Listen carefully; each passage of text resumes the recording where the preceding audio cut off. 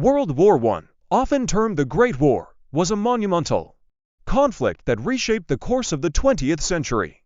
Beginning in 1914 and ending in 1918, it involved most of the world's great powers.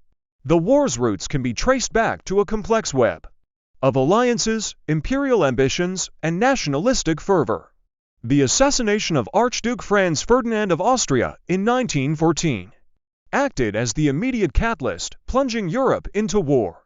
The Central Powers, led by Germany, Austria-Hungary, and the Ottoman Empire, faced off against the Allies, primarily France, Russia, and the United Kingdom. As the war progressed, more countries, including the United States, joined the fray. The Western Front, characterized by trench warfare, saw massive casualties and little territorial gain. New weapons like tanks, machine guns, and chemical gas made the war particularly deadly. After 4 grueling years and the loss of millions of lives, an armistice was signed in 1918, leading to the war's conclusion. The Treaty of Versailles officially ended the war in 1919, imposing heavy penalties on Germany. The war's aftermath saw the fall of empires, the drawing of new national boundaries, and set the stage for World War II.